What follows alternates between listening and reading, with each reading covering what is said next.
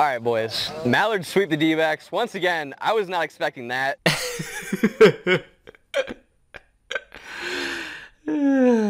All right, guys. I'm Ben. This is Wiffle Statement. Let's get into it.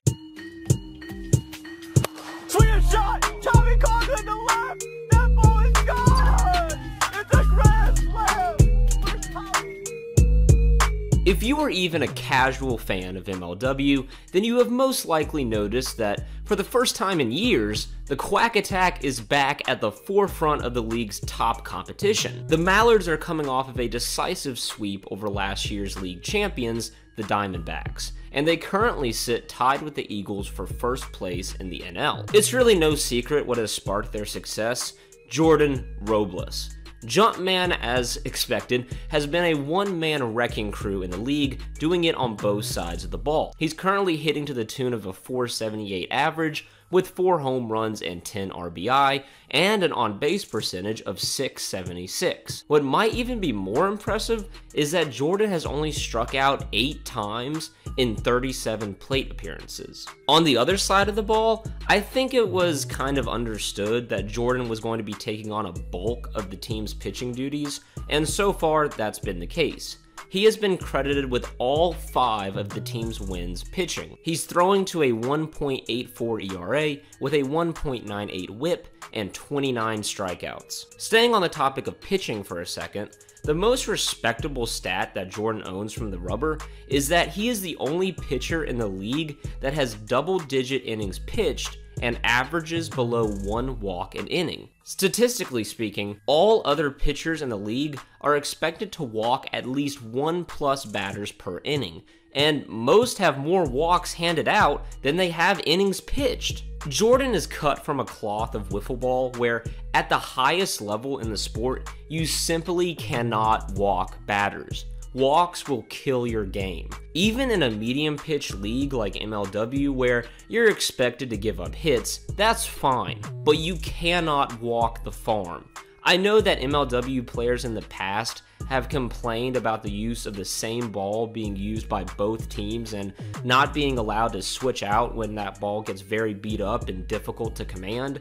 That may be a reason why a lot of games this year have been walk fest, but that's a topic for another video. The point is that even if he might not have the flashiest movement, Jordan is efficient and effective. He doesn't give up free runs, and the stats attest to that. However, I would be lying if I gave you the impression that Jordan is entirely to credit for the Mallards' recent success. Tommy Coughlin is on a comeback campaign this year to show that he is still a top player in the league, and so far it's been awesome. At the dish, Tommy is batting .421 with 4 home runs and 17 RBI. He also boasts a very impressive .694 on base percentage and a 1.053 slugging percentage. On the rubber, while he has struggled with command, giving up 15 walks, he has still been pretty effective at being a relief guy. He has a 3.0 ERA with 13 strikeouts. Also, Tommy has only given up 3 hits. If he can just get his command back and stop handing out walks, he would be a dominant starter for his squad once again. The 2-man tandem of Tommy and Jordan is nothing short of lightning in a bottle, and while the season is still young, I don't think it's too early to call this team a championship contender. The next test will come in a few weeks when the Mallards face off against the Eagles, who are also off to a very hot start. One more thing I will say is that things might get a bit rough for the Mallards as we get deeper into the dog days of summer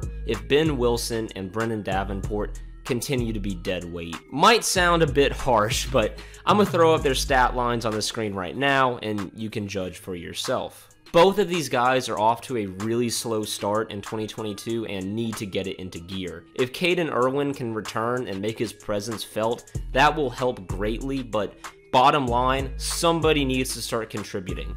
Because expecting Jordan and Tommy to just play out of their mind for an entire season isn't conducive to long-term success as a team. But for Mallards fans right now, you have a right to be pumped because you have 2 league all-stars on your team that are looking to make 2022 a year to remember. It's gonna take for the Yanks to go all the way. Garrett Cole to win the big game. You know, we pay the guy $400 million man. Hopefully he wins the big one. Boys are playing great in the Bronx. Nasty Nestor Cortez. Yeah, time to get spot.